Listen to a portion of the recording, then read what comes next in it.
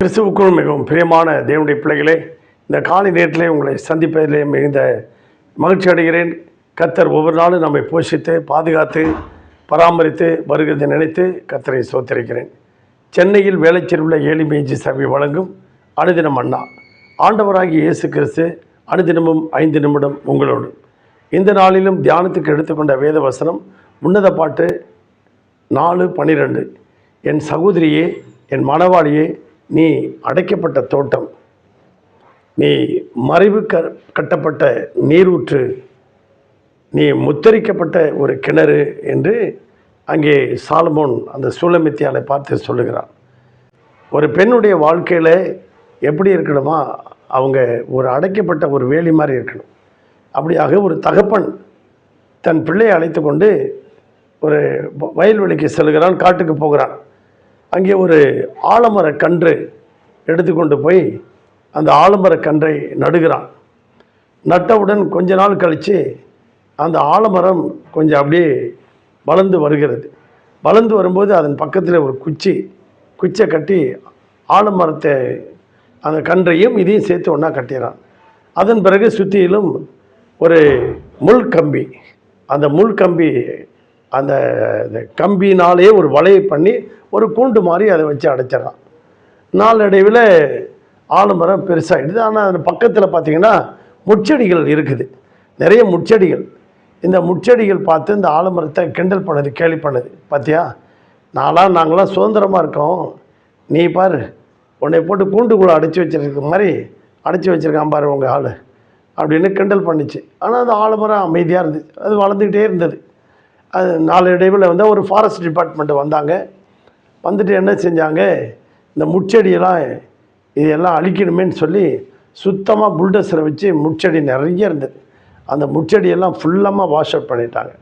அப்போ புல்டோசரை வச்சு எடுக்கும்போது அந்த முட்செடிகள்லாம் ஆலமரம் பார்த்து சொல்லிச்சான், பார்த்தியா, நீ எல்லாரையும் குத்தி வேதனைப்படுத்திக்கிட்டு இருந்த, நீ சுதந்திரமாக இருக்க, ஜாலியாக இருக்க அப்படின்னு சொன்னேன். நீ இப்போ பார்த்தியா என்னை கிண்டல் பண்ண, என்னை கேலி பண்ண, என்னை பரிகாசம் பண்ண. இந்த பாரு அந்த புல்டோசர் வந்து உன்னை அடிச்சிருப்பாது. நான் இப்போ வேலி அடைக்கப்பட்டதுனால நான் வளர்ந்து பெரிய மரமாகி நான் அநேகருக்கு பறவைகள் எல்லா கிளிகள் வந்து அதில் அமர்ந்திருந்து அதில் பழத்தெல்லாம் சாப்பிடும். நான் வந்து அநேகருக்கு நிழல் தரக்கூடிய மரமாக மாறுவேன் அப்படின்னு சொல்லித்தான். ஆம்பிரியமான தேவனுடைய பிள்ளைகளே, வேதத்தில் அப்படி தான். எஸ்தர் வந்து அரண்மனைக்குள்ளே கன்னிப்பெண். அவள் வந்து அரண்மனையினுடைய ராஜாவுடைய பாதுகாப்பிலே வளர்ந்தாள். அவள் வந்து அந்த யூதர்களை அழிக்கணும்னு ஆமான் சதித்திட்டம் பண்ணினான். இவர்களெல்லாம் அந்த எஸ்தர் யூதர், அவங்க சித்தப்பா மொர்தெகாய், இவங்களெல்லாம் அழிக்கணும்னு பிளான் பண்ணான் அந்த மொர்தெகாய். ஆனால் முடியல. ஏன்னா அரண்மனையினுடைய அடைக்கப்பட்ட தோட்டம் மாதிரி அரண்மனையில் பாதுகாப்பில் இருந்தாள். ஆனால் இன்னொரு பெண், ஆதியாகமத்தின் புத்தகம் 34ஆம் அதிகாரத்தில் யாக்கோபுடைய மகள் தீனாள், அவள் என்ன செஞ்சா, வீட்டில் இல்லாமல் பெற்றோர்களுடைய பேச்சை கேட்காம தேசத்து பெண்களை பார்க்கறதுக்கு நான் போகிறேன் அப்படின்னு போனான்.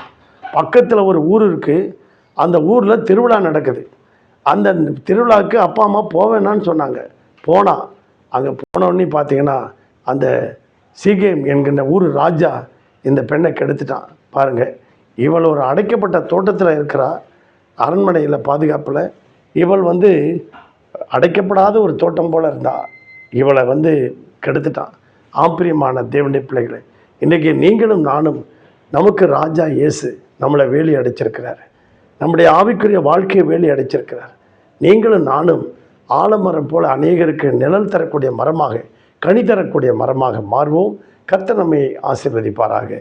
பரலோக பிதாவே, இந்த சத்தத்தை கேட்டுக்கொண்டிருக்க ஒவ்வொரு பிள்ளைகளையும் ஆசீர்வதிங்கப்பா.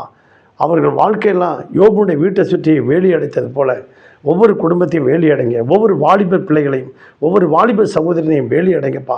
அநேகருக்கு பிரயோஜனமாக, ஆண்டவரே யோசேப்பை போல, ஆண்டவரே தானியலை போல, ஆண்டவரே உம்முடைய நாமத்தை மகிமைப்படுத்த உயர்த்த அந்த பிள்ளைகளெல்லாம் ஆசீர்வதியும். எஸ்தரை போல் அந்த பிள்ளைகளெல்லாம் காணப்பட ஜெபிக்கிறோம். ஒவ்வொருவரையும் ஆசீர்வதியும். இந்த நாளெல்லாம் ஆவியானவரையும் நடத்துங்க, வழி நடத்துங்க, ஆசீர்வதியும். இயேசுவின் நாமத்தில் வேண்டிக் கொள்கிறோம் பிதாவே, ஆமென். God bless you everybody. Thank you.